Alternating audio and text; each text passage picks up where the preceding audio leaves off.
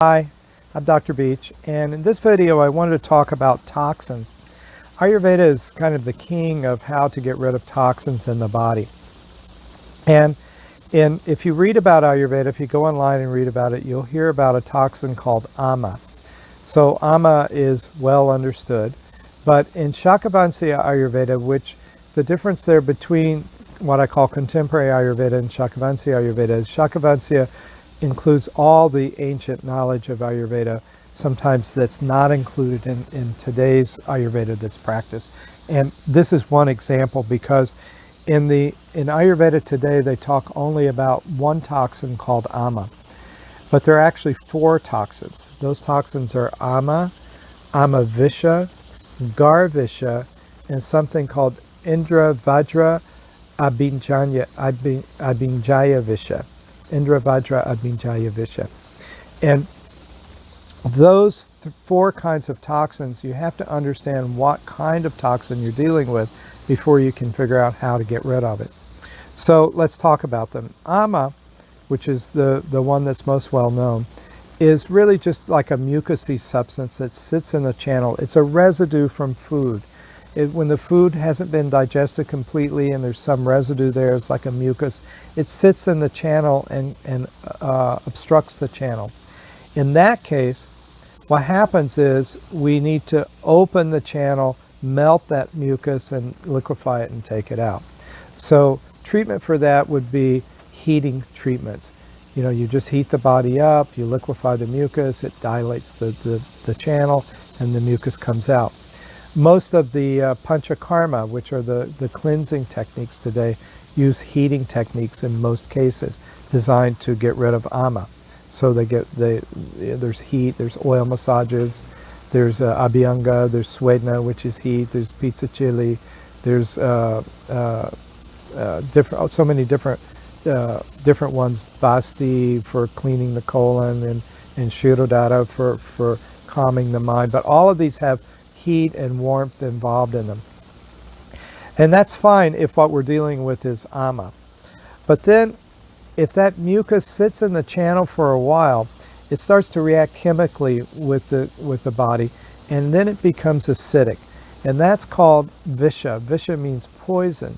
So we call that Amma Vissa. Now that toxin is now acidic, reactive, hot, drying. It has a completely different effect than Amma. Amma Vissa we see a lot in our patients. In fact, it's very rare for me to have a patient in my office that just has Amma. Most people these days have a lot of Amma Vissa. Amma Vissa is that kind of toxin that we're really making inside our own body due to inefficient digestive system. So what another word for Amma Vissa, if we wanted to say in medical terms, would be free radicals or oxidation. Those kind of oxidative stress. And free radicals. Free radicals are molecules that are highly reactive and need to bind with other molecules to stabilize themselves. And so they react, and they create a lot of disturbance on the cellular level, and is, you know, the root of many diseases in our system. So that would be what we call Amvishya. So for Amvishya, you don't take it out the same way, because if you do heating as a technique for cleaning the Amma Vissa out of the system, then what you do is you heat up the Amma Vissa even more. You make it more acidic, more reactive. Then it can damage the channel that it's in, or it can go to some other area and get stuck because it's not moving through the system because it's so dry and so difficult to move. So in that case, what we have to do is use techniques that are cooling to the body, yet opening at the same time. So we have to, those channels are swollen because they're so hot. So we have to cool them and open the channel, alkalize and lubricate the channel. That means give it more soma. And then we can take that toxin that's hot like a hot coal and move it through that toxin without damaging the channel. So, excuse me, when our patients come in, we have to figure out, are we talking about Amma or Amvishya? Because it's a completely different therapeutic approach to removing one or the other. A lot of my patients have heard about panchakarma and they want to go to India. You know, there's all kinds of deals where you can go to Kerala or somewhere and spend a month for just a few $100s and do all these wonderful, what they think are spa treatments, but they're not just spa treatments, they're very, very deep cleansing techniques. And since most of them come in with Amma Vissa, I have to tell them this isn't the right way to go, not yet. There are other ways to clean the Amma Vissa out of the system that don't involve Panchakarma. Panchakarma is designed more for Amma, not Amma Vissa. So I have to understand that. The fourth or the third toxin is called Garvisha. So that's, Vissa means poison, but Garvisha means that it's a poison from the outside. So xenobiotics. So it means environmental toxins, heavy metals, pollutants, poisons, that type of thing. So Garvisha is similar to Amma Vissa. It inflames the system, but it has a tendency to be even more devastating to the system, like mercury or something like that nature can go straight to the thyroid or straight to the brain and create all kinds of problems. And so we have to understand that kind of Vissa, because there are different protocols for removing that one as well. Then, and by the way, people can have, I tell my patients you're entitled to more than one problem at the same time. You can have one kind of toxin or two or three or even four kinds of toxins all at the same time, which all require their own specific protocols for removing them. The fourth one, the Indra Vajra Binjanya Vissa, is electromagnetic toxins, EMF. So that word, Indra Vajra Binjaya Vissa, that means the poison of Indra's thunderbolt, the poison of God's thunderbolt. And I remember when Dr. Mishra told me about this particular toxin, my first question was, how did you guys know about that toxin 5,000 years ago?